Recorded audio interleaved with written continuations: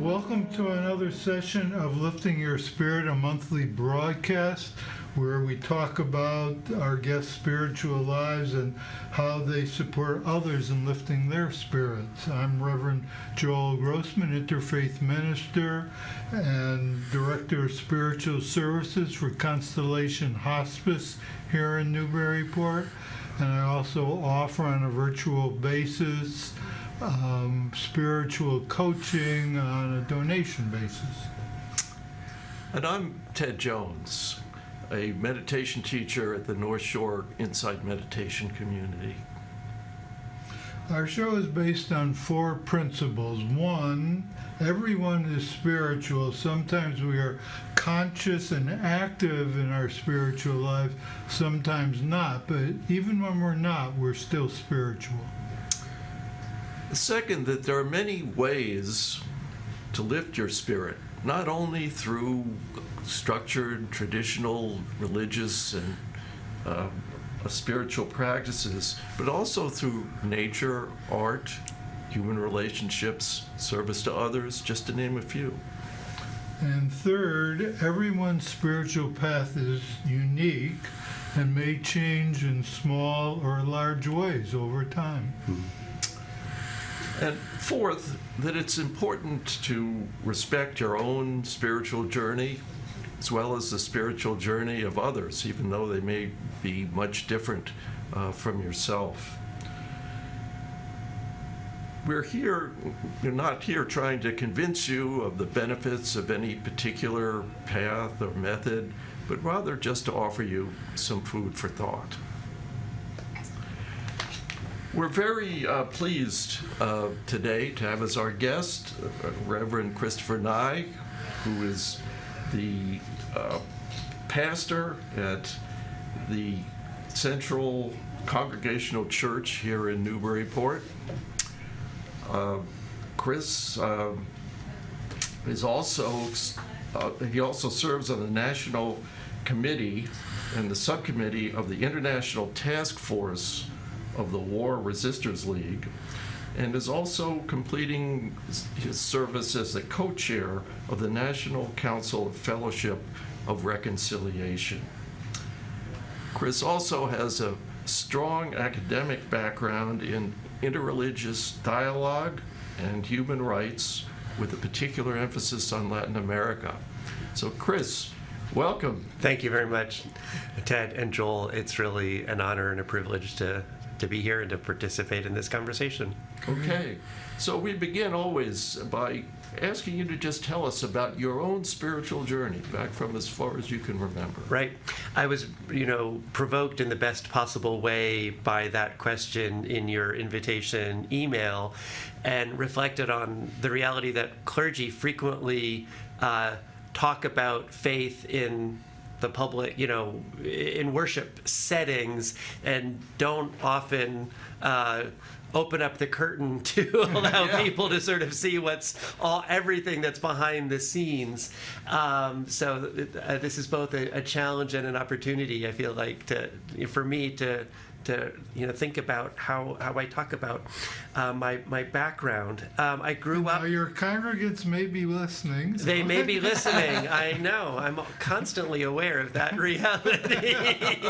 Newburyport's not a big city, so I grew up in Allentown, Pennsylvania, with 2 sets of grandparents, an extended family all around, an unusual situation for people of my generation, and many of us were members of the Presbyterian Church in town, which had 3,000 members. So if the term mega church existed back then, it would have qualified as a mega church in those standards.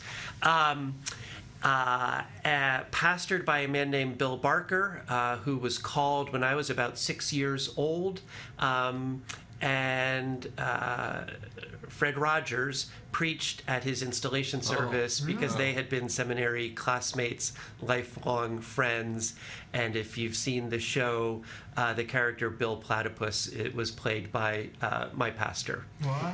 Later on in college, I had the opportunity to engage in ministry practices as a student intern because of support from the McFeely Rogers Foundation that was contributed to our church. So I grew up in this very, very big church, and I think from a very young age, I was shaped by two different things. One was a commitment to expressing faith in the public square, which is very much part of kind of liberal Protestantism and the history of this country. And then also kind of a lifelong lover's quarrel with my heritage of liberal Protestantism. And I can say more about that later on. But as just one example, I did a lot of work with my mom, who was the director of a local food bank, the first food bank in our area, following Ronald Reagan's budget cuts and the expansion of hunger and poverty. And I couldn't stand Sunday school. So a lot of my own faith formation happened singing in the church choir, but also going to a Presbyterian church camp every year. In high school, I got introduced to the peace movement, also in reaction to Reagan's saber rattling, and was one of the million people in the streets on June 12, 1982 in New York City, protesting nuclear weapons, calling for nuclear disarmament. Later that summer, I went to church camp with just a week's supply of left-wing and peace-oriented T-shirts and was somewhat ostracized from the rest of the campers. There wasn't a small core that... No, not really. Nope. Except the small core came from another student from my hometown who had been smoking weed all week long and invited me to join him on the very last night. And that was the night that the camp officials decided it was time to crack down. So my parents got a call at 10 o'clock at night, come pick up your son. Wow. The following year, I went back to this camp, and the officials were, I think, not quite sure what to do. I think my family and I had some anxiety too. The program was run by a group called Young Life, which is an evangelical Christian revivalistic kind of ministry that works in high schools. And by the end of that week, I had had an overwhelmingly powerful, ecstatic experience of the presence of the Holy Spirit and God. Great. That even now, how many decades later, still causes my voice to choke up. This did not fit within the categories of liberal Protestantism. And so those threads of a profound awareness of some mystical energy that is as real as the two of you sitting in front of me, even though it's invisible and inaccessible most of the time. This interest in sort of peace and justice issues and poverty issues, and then wrestling constantly with the tradition, with scripture, with community. I think these are kind of the three things that have most shaped my faith and vocational development over my life. So what you're describing is frequently referred to as a spiritual awakening. Yes. To something much larger than ourselves and even to the reality that we're... And yet it was difficult because that wasn't externally supported anywhere. That's right. Yes, that's right. And it was, I've struggled to categorize it. At times I thought it was a conversion experience, but I was already very much a Christian. I didn't change faiths. I've thought about it as perhaps my call to ministry, but that's not exactly accurate either. It did lead me into a period of time where I read the Bible daily, I wrote in a journal daily, and both of those practices also deeply contributed to my intellectual development, my emotional health, all of that. But more than anything, it just gave me a kind of a rock solid foundation that the spiritual life is real. Yes. That there's some, God, creator, higher power, in George Lucas's terms, the force, Yes, yeah. however you might want to give name to it, it's real, Yes. and it's there, and it is occasionally very accessible to us, and often it is hidden from our understanding and awareness. So, yeah. So, from high school, I went to a Quaker college with intention of being a high school English teacher, but I fell in love with the peace and global studies curriculum at the school. I was this mystical experience or whatever it was resonated with Quaker practice of sitting in silence and waiting to be moved by the Spirit, as was the peace testimony of the Friends, resonating with my interests in peace and anti-poverty work. So while I was at Earlham, I studied in Mexico. I lived with a Roman Catholic family in Mexico who were organizers of what was called Base Christian Community, inspired by Latin American liberation theology. Later, I went to Chile with the founders of the Peace Studies program, Howard and Caroline Richards, who have remained lifelong friends and influence in my life. And in Chile, we studied popular education, so we had the opportunity to sort of enter into the lives and communities of people who lived in the slums of Santiago, who were desperately poor and who had suffered the violence of poverty as well as the violence of repression. And I was there to witness the October 5th, 1988 plebiscite that voted Pinochet out of office. First time in the history of the world in which a military dictatorship was ended through democratic means. And I have been in love with Chile ever since. And so. If we could back up from one Sure. So Earlham College, Quakerism. Were you aware of Quakerism? Is that what led you to Earlham? Yes, it's a great question. I did write a paper in my AP history class about Quakerism, but I didn't really know very much about it before that. I guess I can be candid. My high school girlfriend left Pennsylvania to go to Ball State University in Muncie. And I wasn't planning to leave the state of Pennsylvania to go to college, but I got this packet in the mail from Earlham, and I'm like, oh, it's not too far from, from where Lisa is. Let me look into it. And in the end, I only applied to one college. I've only ever applied once to each of the schools that I've gone to, and I, lucked out that it worked. Sounds like you chose well. I think so, yeah. So. Okay. So South America and the Right. deep involvement. And so from there, I entered Union Seminary in New York City, which is recognized as being a center for liberation theology in the United States. Had the opportunity to study with James Cone, the founder of Black Theology, and just Tom Driver. Just at the time, I was so young and naive and did not appreciate the riches of relationship and individual that were around me all the time. And like one of my regrets is not honoring the gifts that were there, at Union while I was there.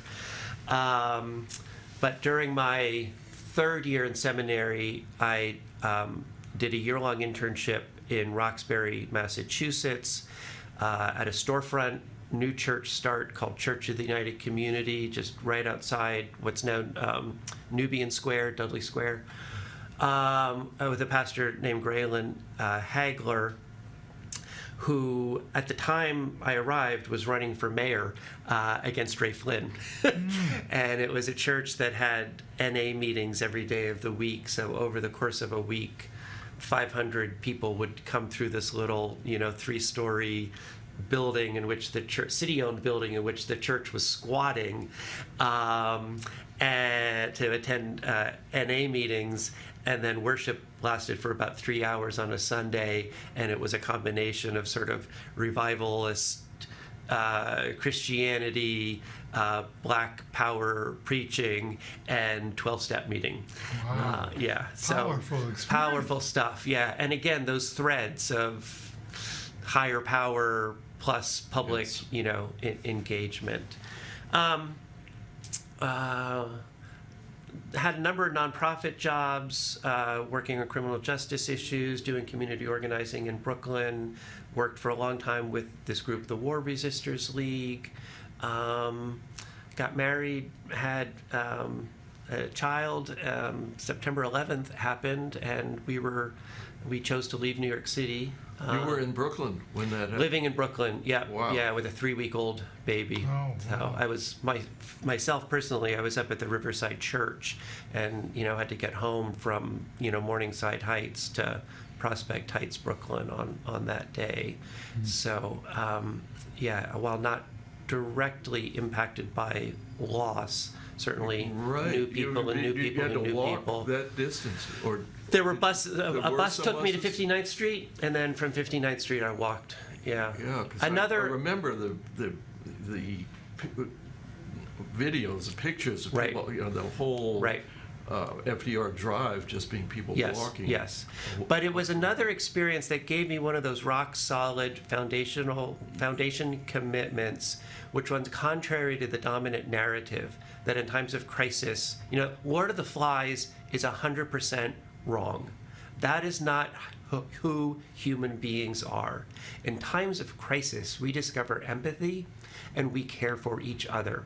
So at every block along the way, there was, I remember a Chinese store that sold shoes, and they were giving out flats to women so that they wouldn't have to walk home in heels. There were people who were, vendors were passing out bottles of water for free. Taxi drivers were offering free transport to the hospital to anyone who wanted to donate blood. Wow. Over and over again, that entire walk home, I saw acts of kindness and empathy and care in the midst of this day of just absolutely horrific, violence, destruction, and such interruption of the normal course of business that we wondered if maybe, the world was coming to an end. But Yes. people came together and helped each other. Yeah. Eventually, we decided to move up here to Massachusetts, and I worked for Community Development Corporation in Jamaica Plain, and also began to pastor on a regular basis. I served a small church in West Gloucester, my first opportunity to preach every single Sunday and to be the sole pastor. I also worked for a little while for a group that did solidarity work with El Salvador, and so had the chance to travel there and support volunteers who were working in El Salvador. And then Which, just to, Sure. Given the recent events Yes. and the deportations, Yes. and that must hit you really hard. It does. When you It does. see that. Yes, because I had opportunity a couple times to visit prisons in El Salvador that were designated for gang members, and internal security was lax, and if the public perception of those folks was real, my life would have been in much greater jeopardy than it was. I never felt unsafe or uncared for, even though I was surrounded by hundreds of former gang members, one of the few, visitors, not a guard to be seen anywhere. So, Wow. yeah. So what do you attribute that to? Well, I think there is a structure within that entity, that organization, and they knew that we were allies and supporters, and it was good for them to sort of maintain the relationship with outside groups, with folks who had contact in North America and so forth, and it would not have served good purposes.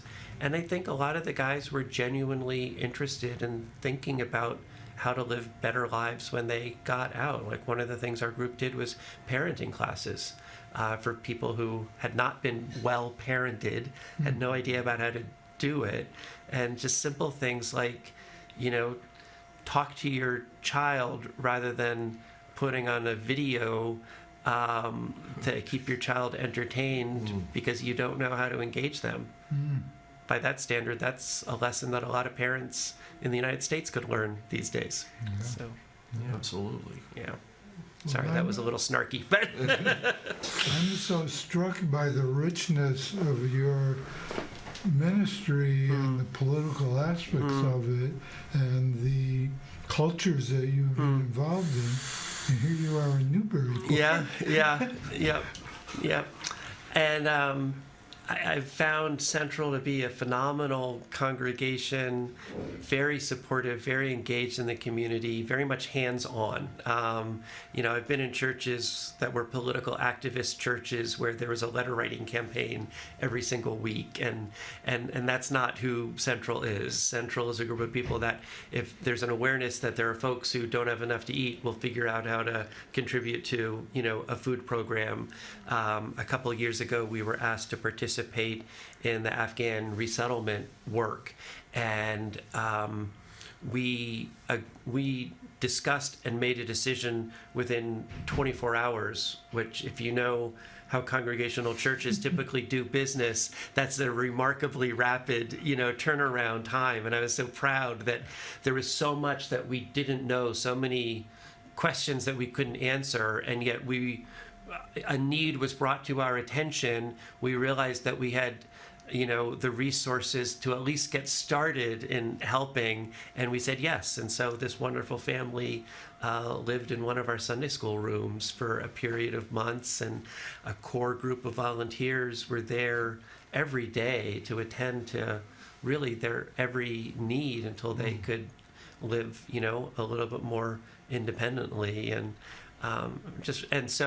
yes, like, I have had this diverse, like, international and multicultural experience, which may not be so obviously reflected in a town like Newburyport, and yet we're not disconnected from the rest of the world. And from time to time, the world shows up, right here, and hospitality remains,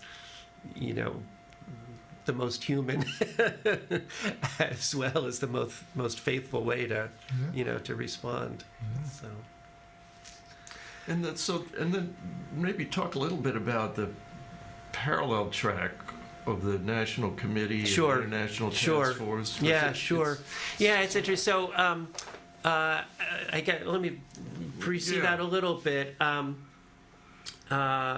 It had been a lifelong ambition for me to do a PhD in theology. When my son was born in 2001, the plan had been that I would be a stay-at-home dad, enter grad school again, and that was one of the things that got disrupted by September 11th.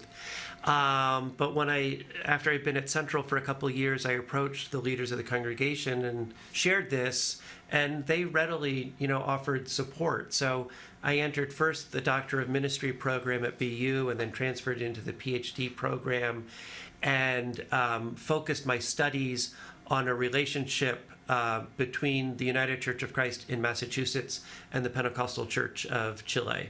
So it gave me an opportunity to return to Chile, but also to explore Pentecostalism, which is a huge religious movement all around the world, especially in the global South, and one that I didn't really have much connection to, even though it's very, very strong in Chile. And in fact, I had some of my own preconceptions and biases about what Pentecostalism, was all about. So I was in that program for about... Well, let's just stop there. You want to pause there? Tell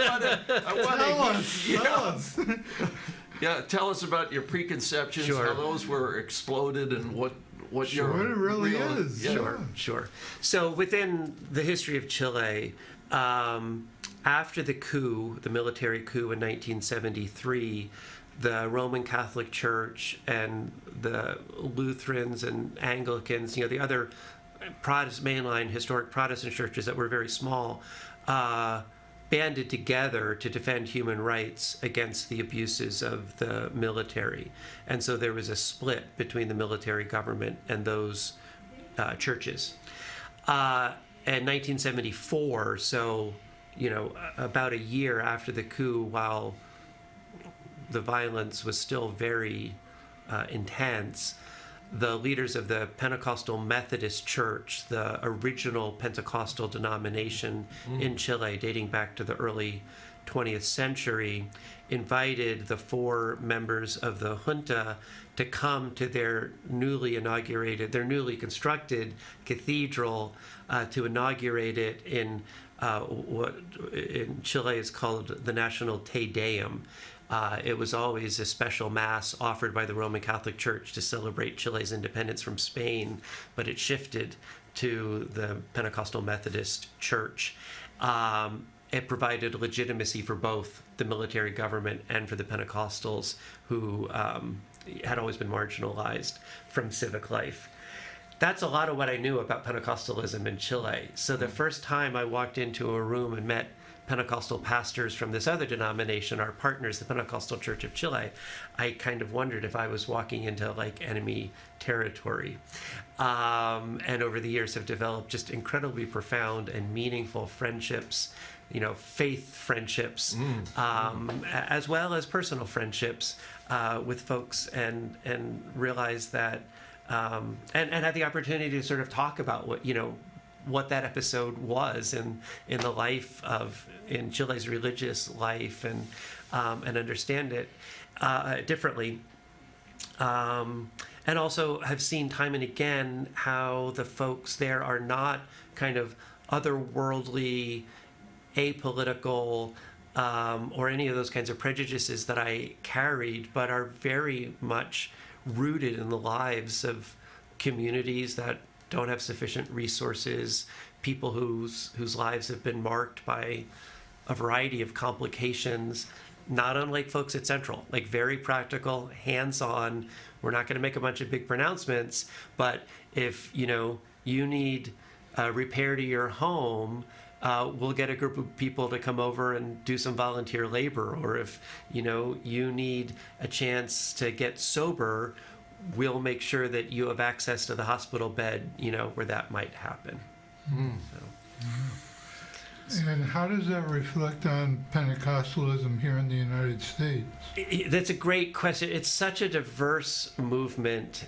I hesitate to make any broad generalizations, across the board, except that there's a tremendous variety and diversity, perhaps even more than there is within many other religious traditions. So it's important to sort of, if there's particular congregation or tradition that's of interest, to really get to know it on its own, rather than assume that it's like every other Pentecostal church or tradition that's around. So, And it is the fastest growing, isn't it? it is, absolutely, yeah. The growth over 100 years has been astronomical. And to me, that also says something about the desire for this awareness of the Spirit in our world. I mean, part of what attracted me or fascinated me about Pentecostalism was this experience that I had in high school, and that's something that happens in just about every Pentecostal worship service. There's, ecstatic utterances, or in Chile, frequently ecstatic dance, but certainly just a kind of enthusiasm that is not typical in your mainline North American liberal Protestant church. Part of my lover's quarrel with my tradition. And the fact that it is the fastest growing means that there's something there that's really deeply resonating with people's hunger. And in the black church. The black church has had those elements in it Forever. from the time of slavery. Right. So yeah. So you can, I think, educate me, and I don't know if others are interested in it, that evangelical is a religious term. Yep. Pentecostal is, and that in my mind they somewhat blur together. But Is there a way of understanding it? Yeah, there is. It makes sense that they blur together because there are lots of overlapping lines. And I'm not an expert in American Christianity. My PhD advisor, Nancy Ammerman, is.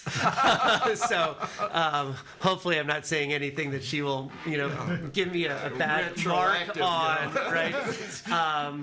But generally, evangelical Christianity has common roots with mainline Protestantism, but they diverged, and a big point of divergence was around the question of fundamentalism and or the use of critical research tools to understand Scripture. And so evangelicals generally stuck more to the kind of fundamentalist view. I'll pause there to say not all evangelicals are fundamentalists, so that's a further divide, right? Yeah. And mainline Protestants sort of went off in a different direction, and the Scopes monkey trial is a real watershed moment in that divide, and evangelicals generally have seen themselves as culturally marginalized, and yet have grown in influence over the decades, so that now it is it's what's seen as the dominant expression of Christianity in the United States, creating challenges for a lot of us who have a different view of what the Christian faith is all about. Pentecostalism has its origins in the early 20th century in the United States. Azusa, California, a revival there that was very intentionally and decidedly multicultural, crossing, the color line, but also in other places around the world simultaneously, including Chile and Brazil. It has international connections, and it was kind of revival worship inspired by the idea that authentic Christianity must reflect the gifts of the Spirit. And so worship was designed to sort of provoke the discovery of the gifts of the Spirit, which could be speaking in tongues, it could be interpretation, it could be prophecy, it could be ecstatic dance, which is very common in Chile because it has ties to the indigenous cultures of Chile and so forth. And from there, it kind of, exploded across the United States and elsewhere. And revival tent. Could be a revival. It didn't have to be there, but that was one part of the explosion. Could be there. And, there have been revival traditions across the history of Christianity in this country and others going back quite some time. So, yeah, this is another and recent one. Now, I think of evangelicals also suggesting influencing others to believe. It could be, sure. I mean, evangelism is a word that cuts across many Christian traditions, and evangel means good news. And so evangelism is a process of sharing the good news, which in the Gospels is embodied in the person of Jesus Christ.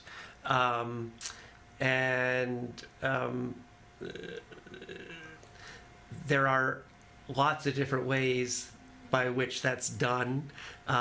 Sometimes when it's being done in a really coercive way, it's called proselytism. Yes. And then other times, you could argue that serving as a volunteer in a soup kitchen is an expression of evangelism because you were trying to share the good news by ensuring that somebody has enough food to eat that day.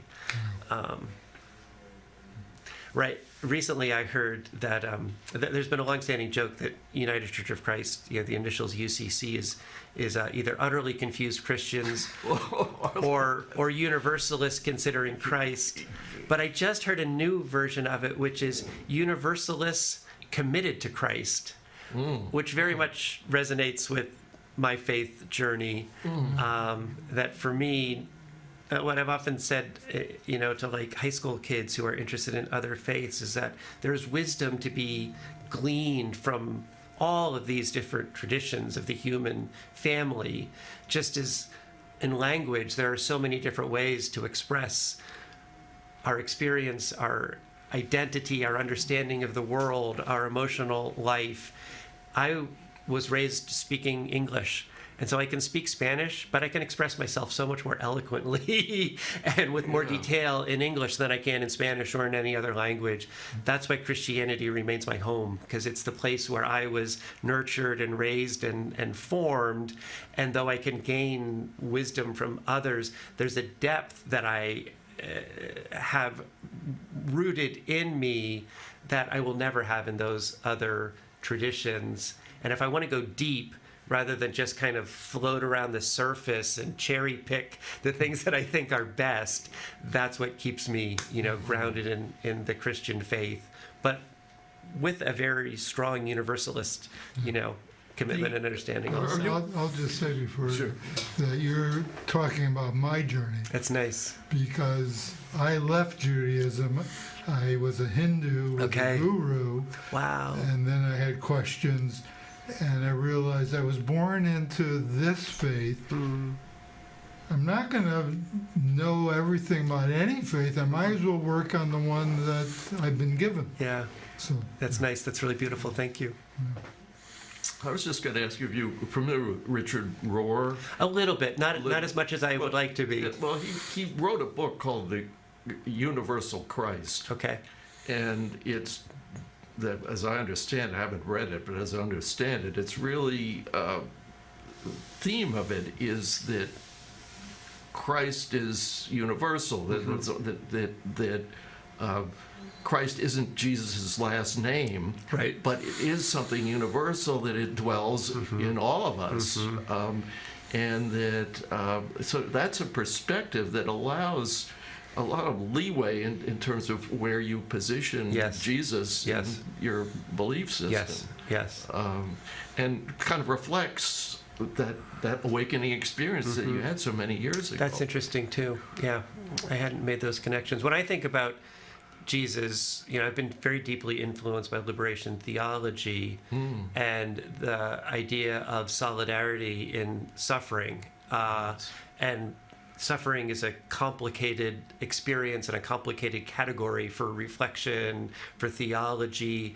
There's ways in which, some traditions or some theological understanding of suffering, make it worse, justify it or whatever. But to me, what the cross says is that God is constantly in solidarity with the suffering of humanity, and that there's no pain, known on earth, as the hymn says, that is not felt equally or more greatly, in heaven, and that the hope for healing from the suffering is that awareness that the divine, whatever it is constantly our companion and moving us towards, greater, healthier, more fulfilling, more joy-filled lives.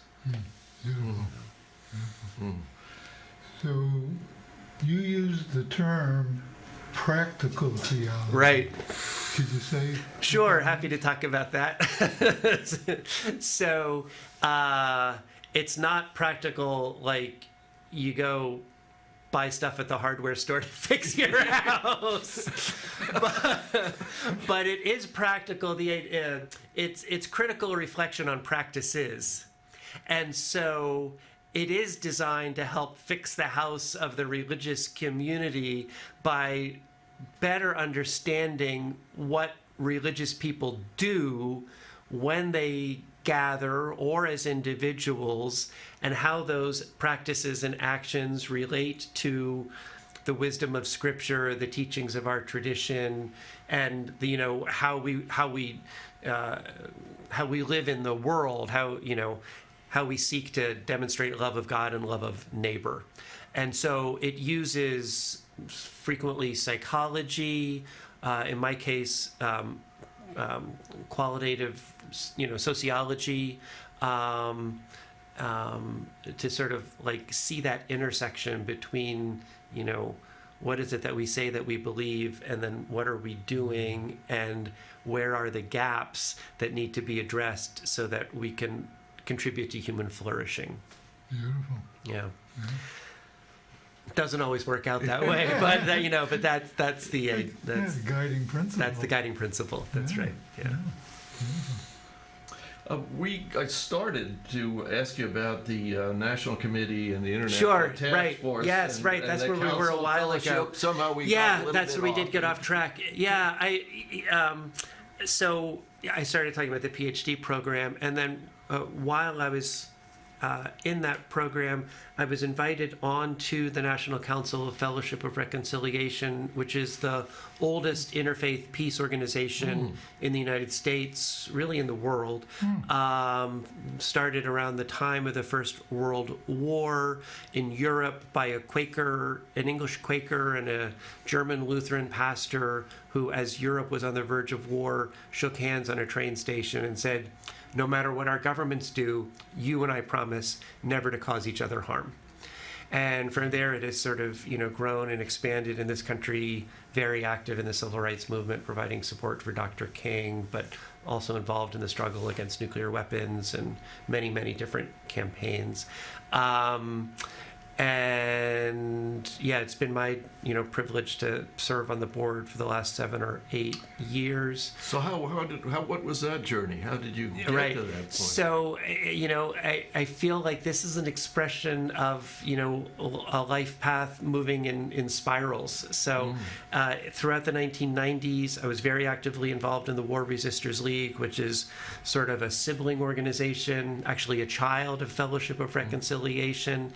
Moved away from that for quite some time, and then a dear friend of mine, Matt Meyer, who I actually met in Chile as a college student, invited me to join the board, and reconnected, with these things from these traditions, these movements from my past, and not long after I got involved, FOR hired as a consultant Graylin Hagler, who was the pastor that I had worked with in Roxbury.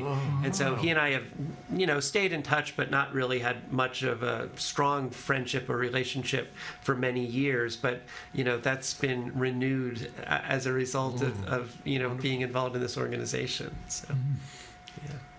And how does it function? So we have a national council made up of people, religious leaders, and others from across the country. We've done a variety of different campaigns in the last several years following the Russian invasion of Ukraine. We called for a Christmas truce, invoking the memory of what happened, in Germany, between in the First World War. Been involved in calls for ceasefire and some kind of reconciliation in Israel-Palestine since October 7th. And also did a Mother's Day campaign around gun violence and a summit in Washington, D.C. a year ago about gun violence. So we continue to be both involved in international as well as local and, national U.S. issues. We're part of an international with branches all around the world. I had opportunity a few years ago to attend a meeting in Juba, South Sudan, with a lot of partners from African Fellowship of Reconciliation chapters. So it was a powerful experience for me bet it was. to sort of, step foot on the African continent for the first time and meet people who are doing different kinds of peacemaking work.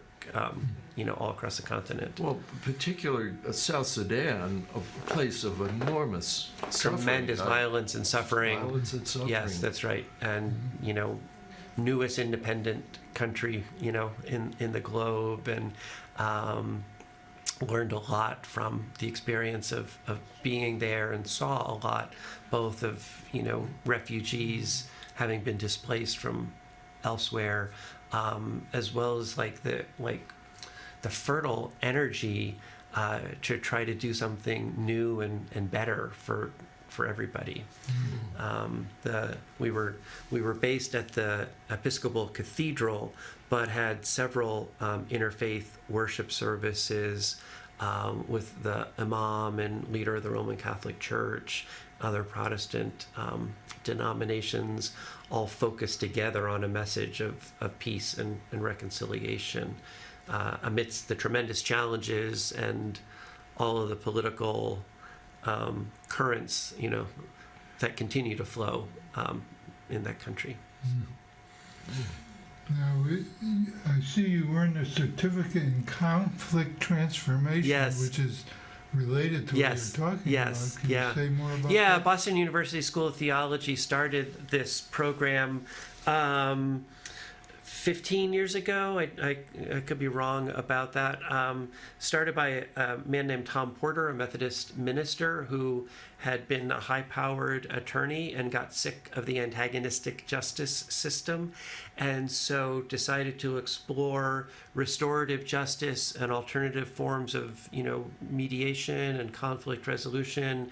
Was an observer to the Truth and Reconciliation Commission process in South Africa, and came back and, brought all those experiences to the Methodist Church, and then ultimately to Boston University. So I learned a lot about kind of circle processes, and the whole broad category of restorative justice, both at like a local level or municipal, what could be implemented at a municipal or even state level. So. Great. Did you know about Newburyport when you got called? A little bit. I knew it as a very pretty seaside, tourist destination. And when I was interviewing, there were Kids as Peacemakers murals all over town. And I thought, well, this is kind of cool. This is the kind of town I would like to live in. And then I learned that the founders of Kids as Peacemakers were members of Central Church. And they've, since passed. I feel like they attempted to pass the legacy of Kids as Peacemakers to me, and I haven't been able to do much with it in these last couple of years, but it remains a hope that I might be able to contribute to its revitalization, in the next couple of years as some of these other commitments are, coming off of my plate. Yeah. Do you know what happened to the couple? They moved to a retirement home in southeastern Pennsylvania, and they've both since passed away. Oh, but yeah. Great we people. celebrated their lives and legacies, Margaret and Merle Forney, Right. a couple of years ago, and I still see their daughter around town from time to time. So Nice. yeah. Anything that we haven't touched on that you'd like to bring up? My church frequently does some kind of adult faith formation during Lent. And this year, a little bit on a lark, I decided to focus our attention on the traditions of Christian monasticism. Mm-hmm. There was a BBC series from about 15 years ago and a companion book in which a group of, I think, 5 men who had varied secular lives and careers committed to monastic life for a period of 40 days. Wow. And so it's reality TV, so with all of those, caveats, but there are no like big blow-ups like something, on MTV. There's a lot of really quiet conversation, personal struggle, the ways in which a group of strangers living together, rub up against each other in abrasive ways, but also help each other become their best selves. And I was really impressed, surprised, moved by how well this story resonated with people today. And we're living in such deeply polarizing times. We're afraid of our neighbors, we're suspicious, and fear is kind of being pumped into the body politic for, political purposes and manipulation and so forth. But I still believe, that there is a spirit out there that humans are fundamentally empathetic and wish to have good relations, with their neighbors. And the lesson that was most powerful for me, both from this series and from the book, is that the person who most annoys us is also our best teacher. Yes. And it didn't make any sense to me when I first read that, because I want to get as far away as possible from the person who most annoys me.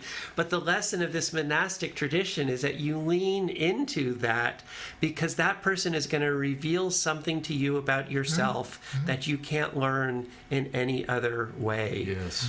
And that's why community is so valuable. And even so, it feels like community is very fragile right now, and I don't exactly know how we build it to be more robust, but I think that's the call for people like me at this moment, to help us appreciate those who are other and what it is that we can teach each other.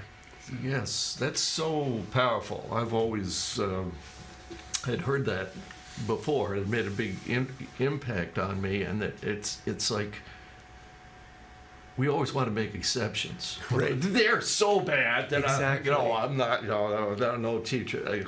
But that's the really where the rubber hits the road. Yes, it is. The person who absolutely Yes, horrifies it you is. teaching you something about Right. Yeah. something deep Yeah. about yourself. Yeah. Years ago, my wife and I went to Opening the Heart workshop for couples. Robbie Gass? Robbie Guess. Okay. And they started the workshop with saying, it's an absolute miracle how people from possibly opposite ends of the earth find the perfect interlocking neurosis Yes. to marry and do their life work. Indeed. Yes, indeed, that's And true. that's helped me Indeed, that's save my true. marriage a number of times when I Indeed. get so frustrated. Yes, it oh, is. thank you. Right, that's right. It's also a principle of nonviolence, that if we engage in combat with those that we consider our enemy, almost inevitably we end up taking on the worst attributes of the person that we consider Yes. worthy of our hatred and even our violence. Yes. So, So I think we have used up those 5 minutes. very good. So wrapping up, if you could share any thoughts about how our listeners, viewers can lift their spirit. Yeah, that's great. I think the simple stuff of like taking some fresh baked cookies to the person that lives across the street, simple acts of, helping somebody get their groceries into the trunk of their car on a hot day, being willing to like strike up a conversation with a stranger, and you just never know what you're going to discover in those really mundane encounters that that seem so improbable these days. Yeah, just because a moment is mundane doesn't mean it's not sacred. That's right. That's right. Amen. Yeah. Okay. Well, You were thank you very much, Chris. This has been really a delight having you here. really. It's been a real, it's been a real privilege, and I've learned from our conversation, and I'm so grateful for the opportunity to sort of share a little bit more of my story. Thank you for doing so. Yeah, and thank you, viewers and listeners, for being with us, and we look forward to having you on our next show, Watch or Review.